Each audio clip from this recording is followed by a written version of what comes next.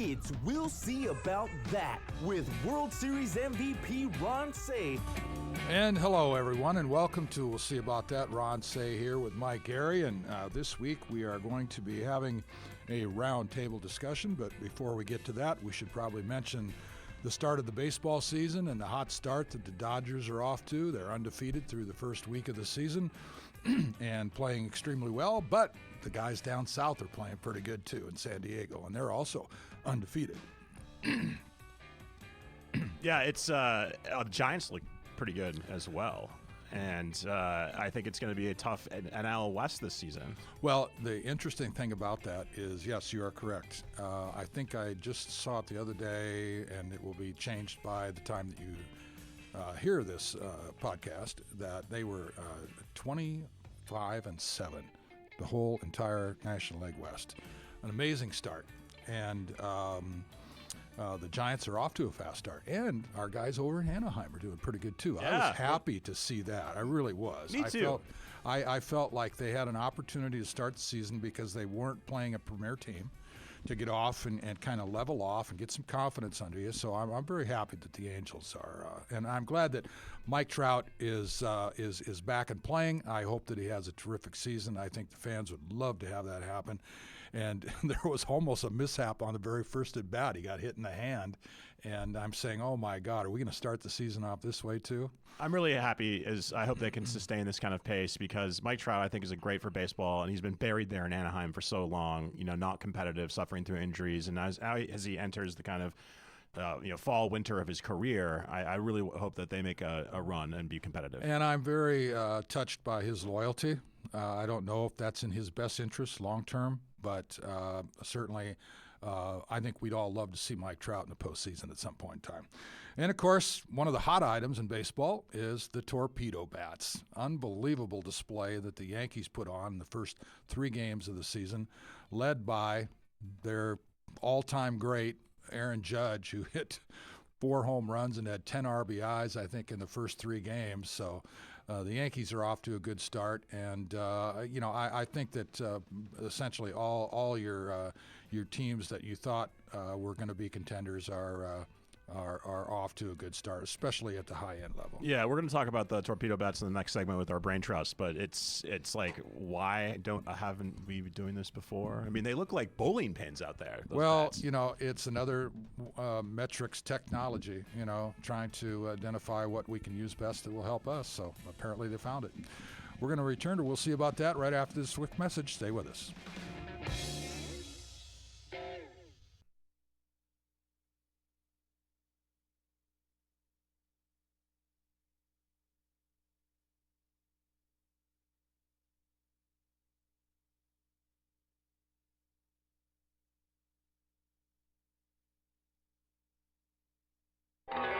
They still call me the Penguin. And we are back. We'll see about that with the legend, the MVP, the champion, Ron Cey. I am Mike Gary, and as always, thanks to our friends at Melissa's Produce. Melissa's a proud partner of We'll See About That. Be sure to use Ron's VIP code RONCEY. That's RONCEY, all one word, when checking out at melissas.com.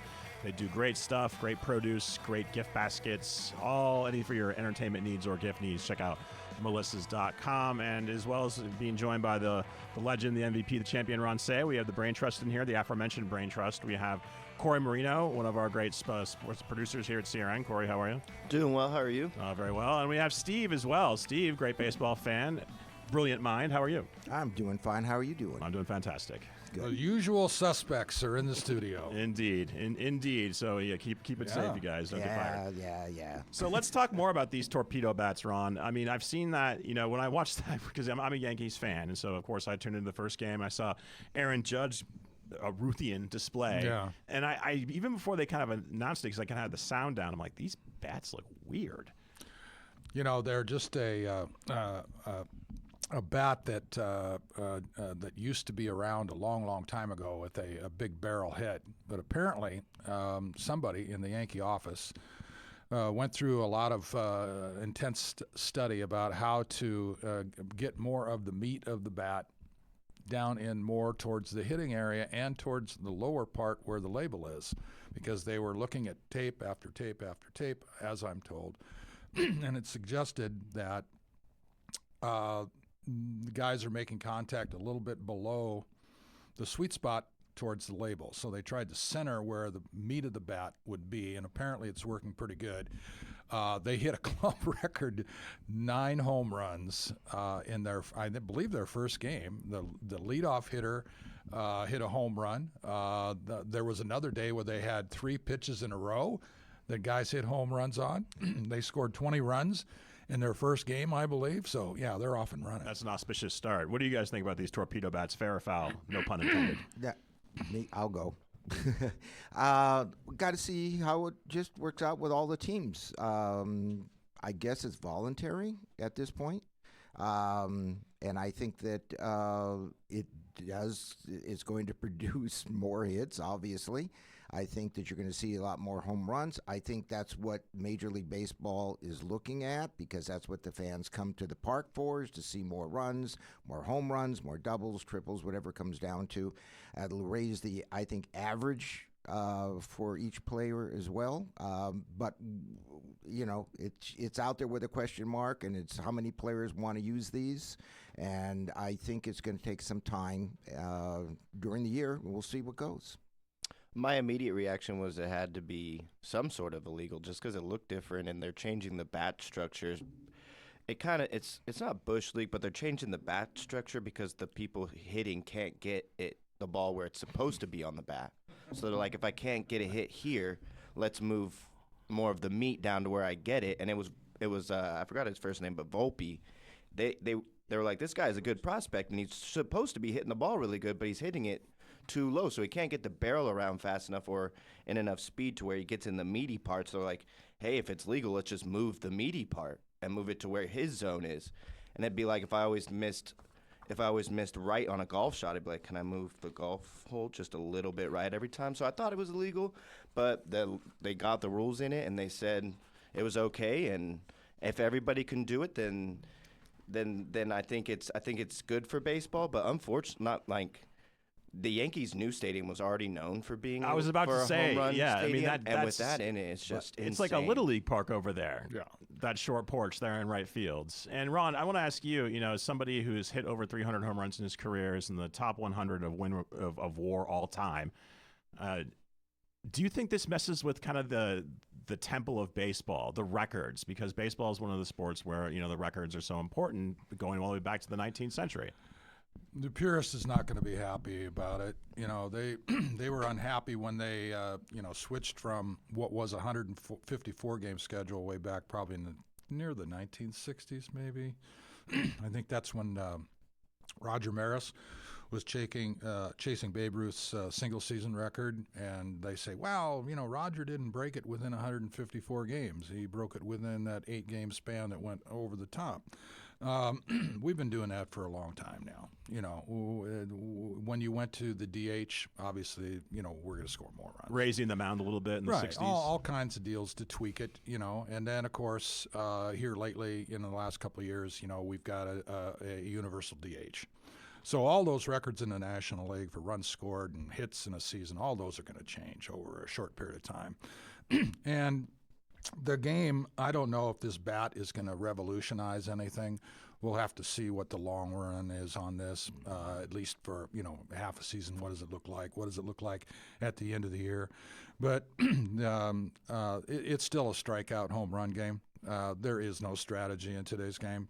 When you take away the bunt and the hit and run and moving runners over, strategically, you're just looking for guys to get base hits and then somebody to hit a 3-run bomb. To me, I don't like the structure of the game today because it makes the defense sit back and feel very comfortable. And if you're going to rile things up, you got to stir things up. All right, moving on to legal cheating to illegal cheating. We saw that Profar 80 games for PEDs. And so my question to all three of you is why? I mean, you're going to get caught. Why risk it? Well, I think it was so weird because he had to know it was coming, and he said he got tested 8 times last year, and then they didn't catch it. But he had an 11-year career, and he posted astronomical numbers last year. And then the Braves gave him a huge contract because of it. Like the Braves had to know, like he already got he got his money, but the Braves had to know that there was something shady or sketchy going on. Well, all I can say is that yeah, you're right. Excuse me. There's something wrong with my. Can we just stop that for a second?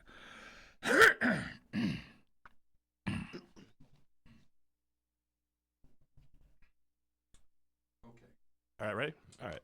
Let me just do the math here real fast. Where are we? Yeah, just where I can. Yeah. Okay. Let me just make this 2 minutes here. I think it was 2 minutes.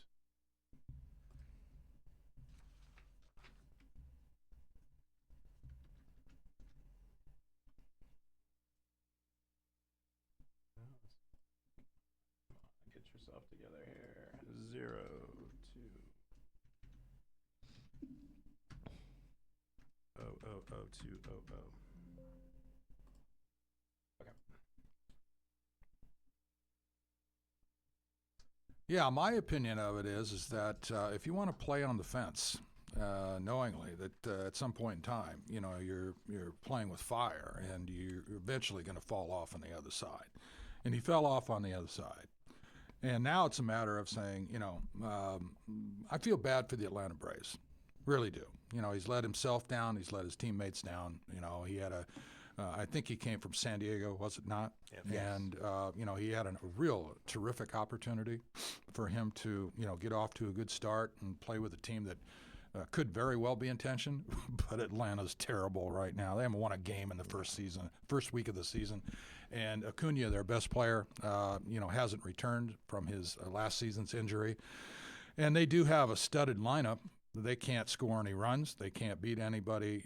You get this far behind, it's not going to be an easy thing to turn around because the other teams in front of you are, gaining space. And anytime you have to jump over 4 teams as opposed to 1, it makes it harder. Wasn't Profar Jurgensen? Yeah, last year, wasn't he like one of the last to sign to go back to the Padres last year? It was either late in spring training, if not, something must have been going on, and I think they finally signed him, and he had that terrific year, knowing. But you do it once, you're going to do it twice. You're going to do it twice, you're going to do it 3 times, and eventually, yes, you're going to get caught. And the 80 games is the 80 games. I wish the best for him. I think he's just got to look at himself in the mirror and say, hey, we can't do this any longer if we want to continue, and he had that nice contract. So, and again, like everybody else said, the Braves right now, look at last night, what they did, going back to the bunt, no one's bunting or moving runners on last night's game, the Dodger game. They did it. And they went ahead, and I think that I forgot who the hitters were, but they lay down 2, and they were successful. So but that was outstanding to see a team trying to do that in a game, knowing that the long ball is what everybody else wants.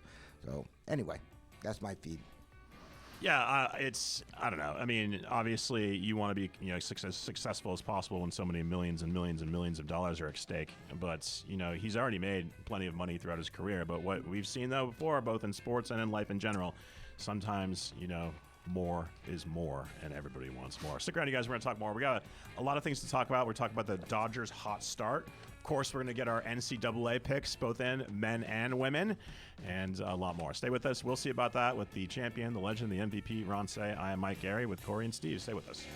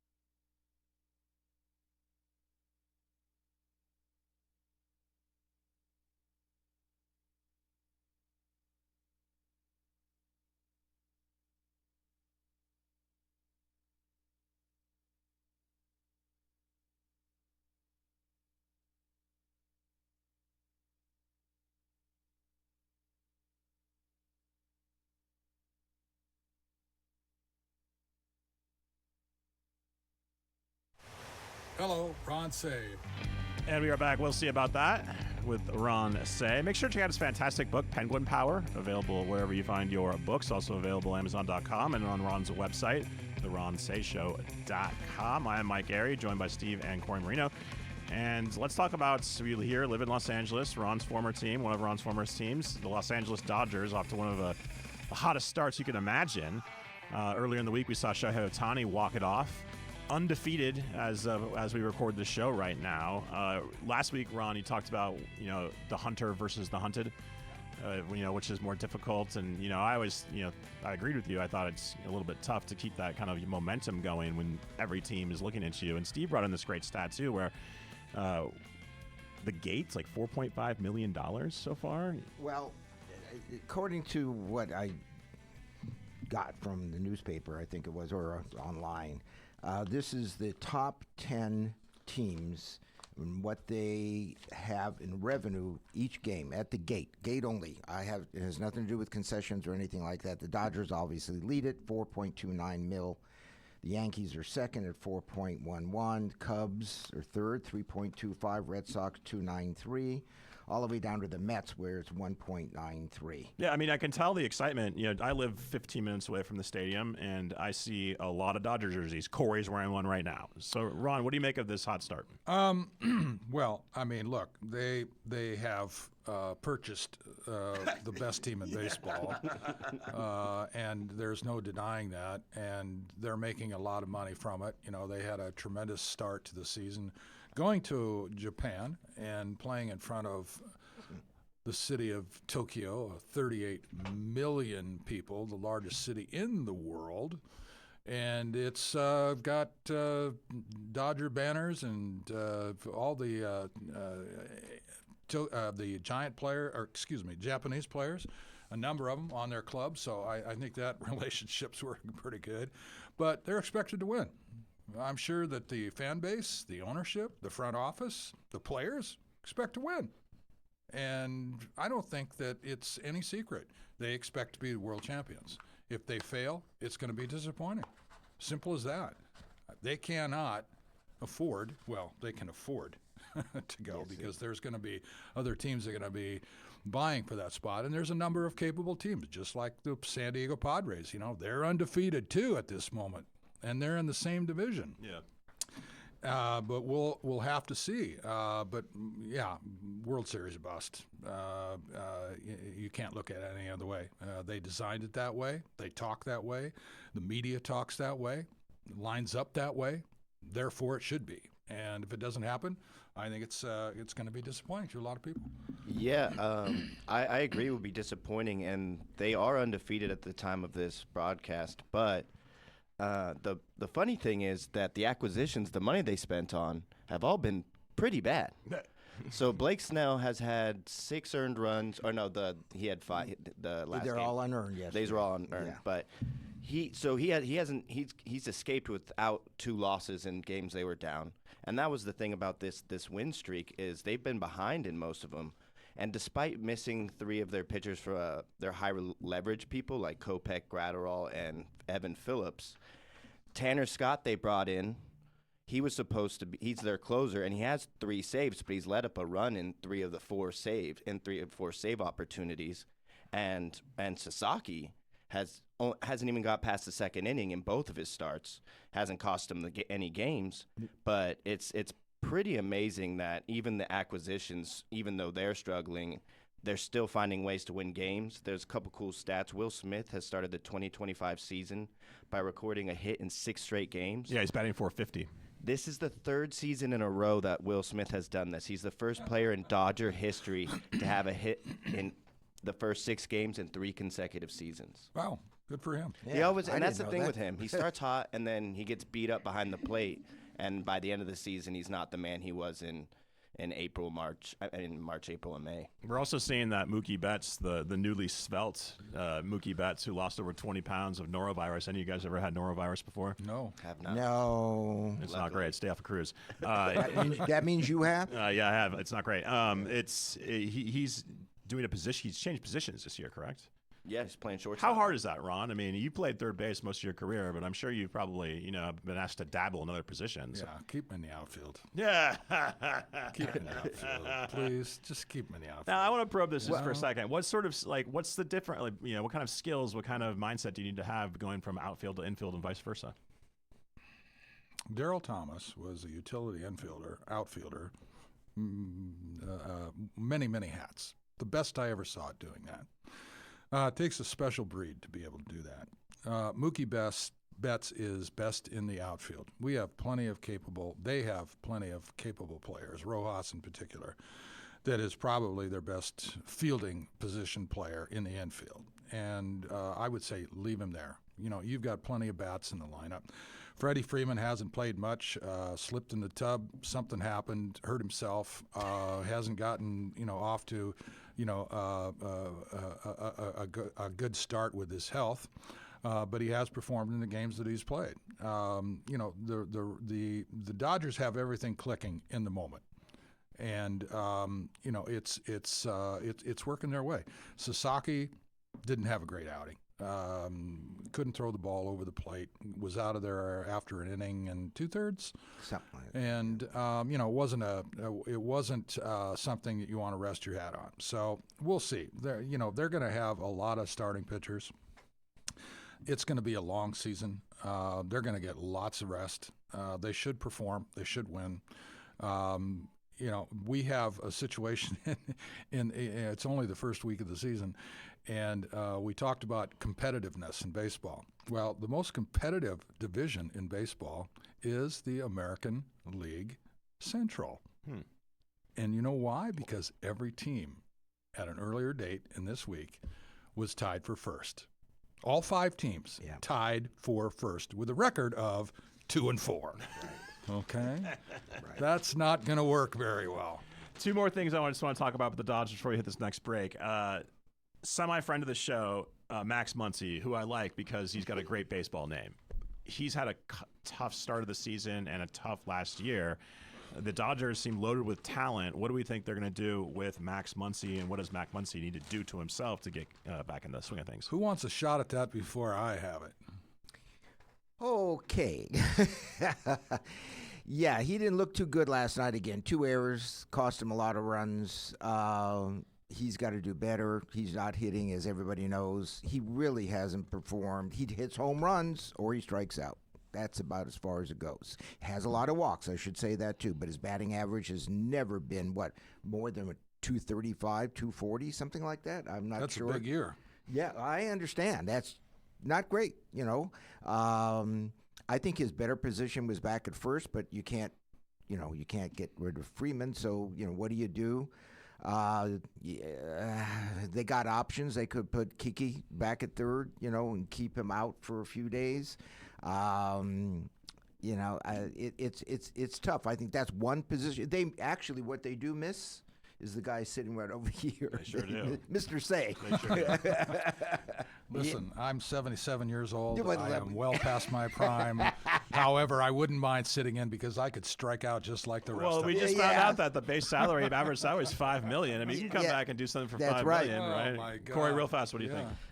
He's just struggling, and when he's not walking, he strikes out way too much, and I just think we'll see how long of a leash that Dave Roberts gives him, and I think, like you said, we have enough bats, and maybe that's what Dave Roberts is thinking, and maybe he's been on. I think he's the second longest tenured Dodger, so other behind Kershaw or something along those lines.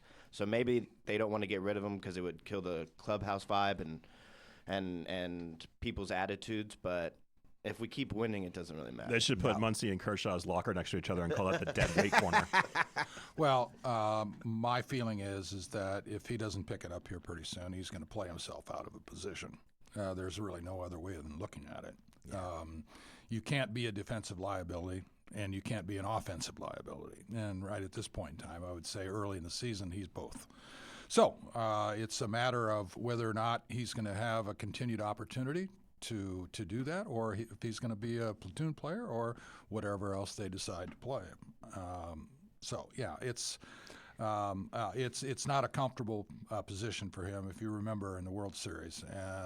And this is not to necessarily bring up old news, but he went the entire series without getting a hit. He's 0 for 17 and 11 punch-outs. So to begin this season off kind of on the same note, he struck out 21 of the last 38 times at plate. That's going to keep you out of the line. Just for perspective, Tony Gwynn, in I believe 1993, only struck out 58 times the entire season. Last thing about the Dodgers here, what did we think about the opening day jerseys with the gold lettering? Oh, another hype. Just go online. You'll see the uniforms are there for sale. The hats are for sale. This is just another thing just to put money in their pockets, as far as I'm concerned. And it's working. So they've tried to when they win the championships, they tried to do a new jersey design, and in 2020, actually, like that one, it had just a faded gold trim around the Dodgers logo and then a little patch, and I just didn't. I thought it was okay, but the longer I look at it, the worse it gets. Stick to the classic look. Stick to the classic look, please. Yep. 100%. Those uniforms, hated them. Absolutely hated them. Actually, I thought the entire ceremony. I don't know. I'm a Yankees fan, but I thought the entire ceremony was a little bit garish and gaudy. Oh, really? I thought that the Ice Cube situation. The lowrider? Yeah, That was I don't know. And then the ring looks a little bit gaudy too. But hey, what am I to say? it's entertainment, baby. That's exactly what it is. That's entertainment, folks. It is. You see, Ice Cube's getting his own bobblehead. I did see that. No, not really. Ice-T is. Yeah, it's on the schedule. I also saw that Yeah. the Shohei Ohtani bobbleheads that were given out to fans are now going for $1,400 a piece on eBay. We'll be right back, guys. More talk about baseball and sports in general. We'll see about that with the legend and MVP, World Series champion Ron Say. I'm Mike, Gary Cormarino, and the good old Steve. We'll be right back. Stay with us.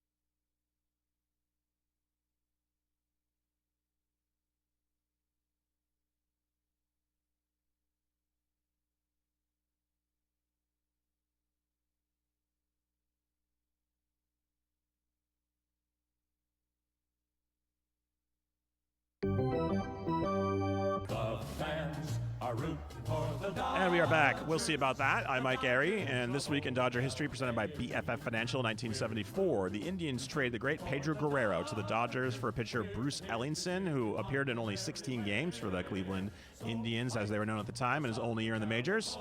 17-year-old infielder, outfielder, Guerrero that is, would compile a .309 batting average, becoming a 5-team All-Star during his 11 seasons with aforementioned Dodgers. Pedro Guerrero, always liked him as a kid. Pedro Guerrero, a terrific hitter, ended his career with a 300 batting average, which puts him in the 1 percentile. And yeah, there's not like 10,000 at bats there, but look, he had 6,000 at bats or something like that.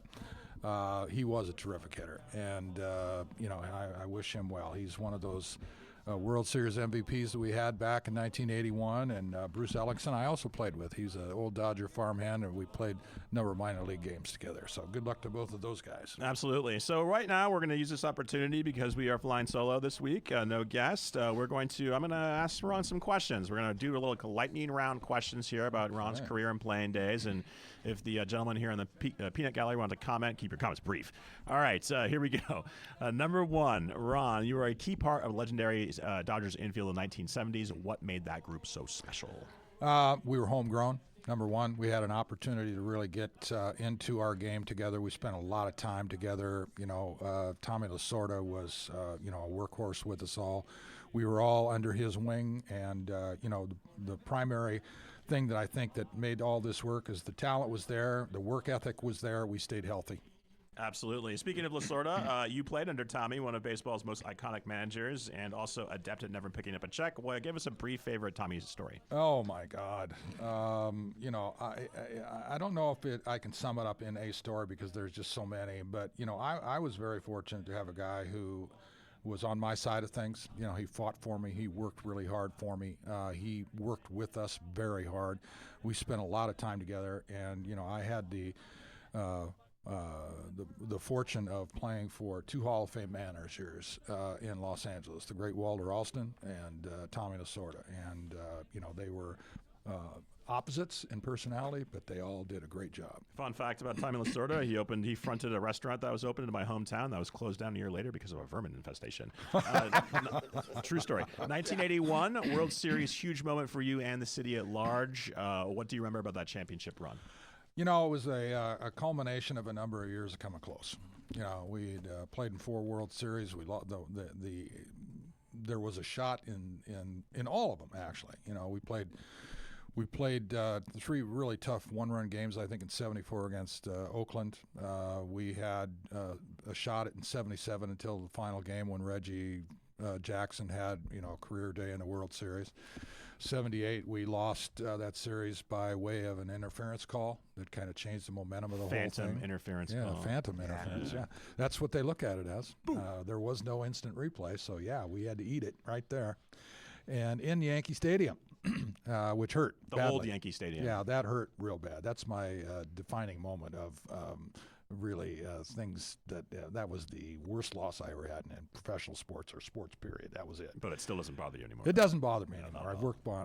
I've worked well past it, as you can tell. Yeah, years of therapy. Yeah, what is it, 44 years now? But the culmination of all of our work and effort came in 1981. We were able to finally bring the World Series championship trophy back to Los Angeles, and the first 4 hitters in that lineup, and it would be the last game that they would play together, was the infield. Davey Lopes, Bill Russell, Steve Garvey, and myself. Speaking of the 81 World Series, you were named co-MVP of that World Series. First of all, I believe it's only the second time in MLB history that's the MVP award has been shared. Were you like, this is great, or like, come on, man, give me my own MVP? What's going on here? I thought it was great that we could share it. It gave us an opportunity to, have something really special for all of us happen, but we got to share it a little bit more. It was, once again, we had been together for quite some time, and it was appropriate based on the dominance that we had and the teams that we had to play. The Big Red Machine, the 1976 version of the Big Red Machine was the best team I ever saw in Major League Baseball. Oh, really? But yeah, it was great, and I'm glad we could do it before Davey was to depart. And actually, the infield played one more year together, and we brought in Steve Sachs to take Davey Lopes' position.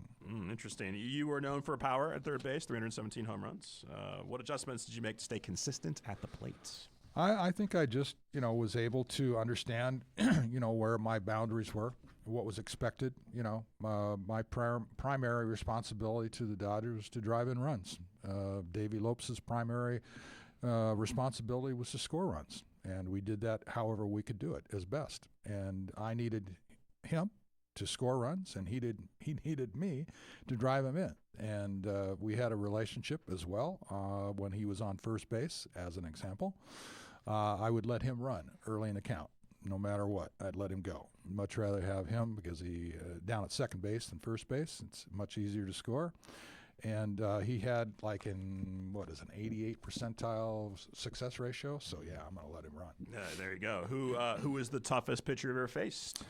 Matter of style, more so than success. Kent Tekulve threw from the shoe top, and he was 6'5" and lanky, and when he was young, he threw hard, and he had a rubber band arm, as they used to say, and he was pitching frequently, and his sinker ball came in and just kind of dove back in on my hands a lot. I tried everything possible. I tried to move up in the box, back in the box, in on the plate, away from the plate. None of them worked. I was always uncomfortable. I had more success against him than I had against others, but I just never felt comfortable. What'd you think of Bob Gibson? Bob Gibson I did okay with. Hall of Famer. I beat him with a home run in St. Louis in the bottom of the eighth. I had a 2-run home run off him that won the game 3-1. And then there was another game in St. Louis that I chased him. At a bases-loaded double that took him out of the ball game. And Bob had a very tough reputation. I was about to say, after those two, when you chased him and when you walked him off, did he give you some chin music? No, he didn't, because I'd already I've established myself. Wasn't really about a rookie or something showing him up. But I did do, out of respect, when I chased him with the double, I stood at second base and I did not look anything else towards. I looked straight away at center field, and I didn't look back in until he'd left the mound. Smart, very smart, very smart. Yeah. What were some of your favorite ballparks to play in besides Dodger Stadium? And then these guys, I want to ask you. You guys never played in a ballpark, a major league stadium, but what are some of the most beautiful ballparks you guys have seen? Well, I enjoyed playing in San Diego, the old ballpark. I just felt that the atmosphere, the weather, the temperature, the whole thing was conducive. I enjoyed hitting there. Cincinnati was great because of our rivalry. They had 55,000 crazy lunatic fans yelling everything at you, and they had the same thing waiting for them when they came to Dodger Stadium, and it was like a playoff game playing against them, because we knew, and by fact, that the road to the World Series was through the National League West. And we had the two best teams in baseball, regardless of whether there was a World Championship that was won by the American League. I felt we had the two best teams in baseball in the same division, and only one of them back then, because of the alignment for playoffs, would go forward. Yeah. I've been to several, but the ones that I just wrote down just out of my head here is Wrigley Field, just because it's so compact, as well as Fenway Park, and the fans are so great in those stadiums. They're just there, and boy, they don't care if they win or they lose. They just show up every single day, and it's the hometown feeling. I got the same feeling, to be honest with you, in Yankee Stadium, but the Yankee Stadium is almost old like Yankee Dodger Stadium or new Yankee Stadium? The new one. No. Wrigley Field has a special place because I also played there for 4 years, and we won a divisional title, which was something that the fan base in Chicago hadn't seen for 39 years at that point in time, and we gave them another reason to come to Wrigley Field and sit in the bleachers besides drinking beer. Yeah. And it was a delight. Dodger Stadium is my favorite, and I also got to play in Taj Mahal, which is Yankee Stadium. Won a world championship there. My first time that I set foot in Yankee Stadium was the 1977 All-Star Game, and I was starting third baseman in that game. So we had I think Willie Mays was my guy was our honorary captain, and Joe DiMaggio was the Yankee champion. Yeah, so it was a great time.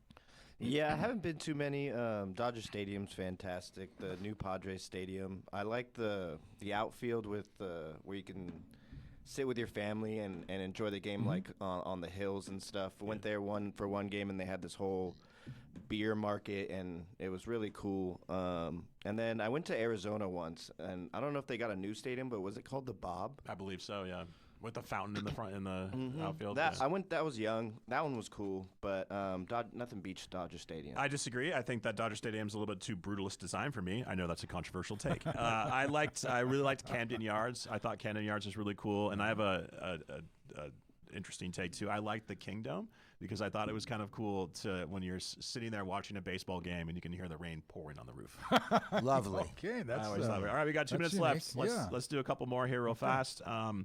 We know how you feel about today's analytics-driven approach to baseball, so we'll skip that one.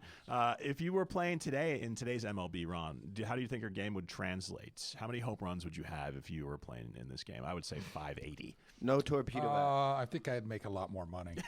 That would be probably, to say the least. My biggest contribution is that I'd be, according to, I don't want to go too far out on a limb, but yeah, I would have, I wouldn't. I think I would have prospered. I think our game would have prospered in today's game. I think we would have caused havoc with our team in today's game because we actually played the game strategically and we used the elements of the game that are now missing. So, yeah, it would be a different game, but it would be interesting to see how that would possibly translate, but we will never know about that. Okay, last but not least, say you were playing in today's game. If you could pick one teammate from the Dodgers to play in that game right now, who would it be? Well, not a teammate necessarily, but came from the same organization. And I would have loved to have had Koufax and Drysdale on my team, and Tommy Davis, and have a few of those guys and some of the old timers. If I would have loved to have gone back and played in Ebbets Field with Gil Hodges and Campanella and Reese and Robinson and Snyder and the rest of them, and Newcomb and Erskine, Clem Labine. Yeah, that would have been a ball. That sure would have been fun. That would have been a lot of fun. I think it would have been fun to play with Mickey Mantle off the field. I'd have loved to play with Mickey Mantle, too. I wouldn't mind playing against him either. But not playing against him off the field, though. That's for sure. That's for sure. I don't want to play that game. Yeah. All right, stick around, you guys. We'll wrap things up to have a little NCAA talk right after the break. We'll see about that. Thank you very much to Corey and Steve, and, of course, to the legend, or champion, and co-MVP, Ron Say. Stay with us.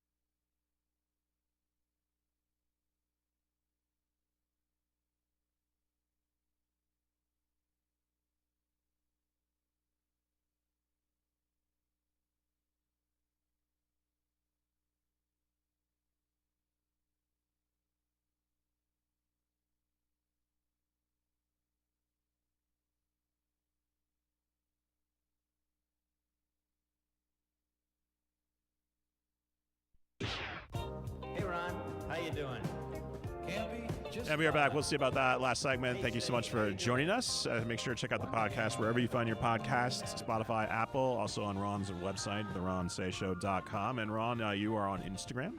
I am. And I'm also on Cameo. If you have special requests, you can reach me there. But yeah, Cameo website, yeah, it's all available. Come visit it.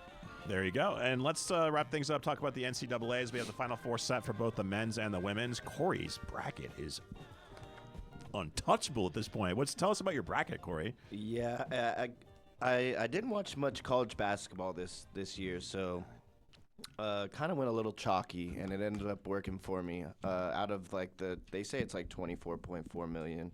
I'm like tied. I'm like tied with like 30 to 40 other guys at 109th in the nation. Wow! So if you're betting with Corey, you're making money. All right, let's get our picks. Let's start with the men's. Ron, we'll start with you and go around the horn. Final Four set: Auburn versus Florida, Duke versus Auburn and versus Houston, I believe, and Duke versus Florida. Okay, I like Florida over Auburn, although I was impressed with the way that Auburn finally got back in it. They beat a very good Michigan State team. I like Florida. Duke and Houston, the winner of this game is going to win it all for me. And I can see Houston winning this game. I think Duke has the most talent. It's going to be a very close game. I think your pick is Duke. I actually think that there's a possibility for an upset here. Okay, Steve, Duke, Houston, and Auburn, Florida. Okay, well, the dark horse for me is Auburn. I did pick Duke, to be honest with you, over Florida. I think all four of these teams any one of them can win. I'm going to stick with the Duke prediction. And my dark horse is going to be Auburn. Corey, real fast. All right, I have Florida over Auburn, and I have Houston over Duke. Okay, I have Duke. And real fast, gentlemen, the women's, we have UCLA versus UConn, South Carolina v. Texas. Ron, real fast. I'm looking for Texas, although I think South Carolina. Sometimes when I do these, it's a bet of who I would like to see win rather than who I would bet on. And in this case, that's similar. I'd like to see Texas win. I think the winner of UCLA-UConn is going to win it all. I think UConn right now is the best team. I would not be surprised if the number one overall seed UCLA and Corey Close pull it off. But yeah, I would like to see one of those two. Yeah, we're out of time, so I'm just going to throw mine in. I want to see UCLA, but I think it's UConn. We're out of time, gentlemen. Thank you very much. Really appreciate it. We'll see you guys next week. We'll see about that.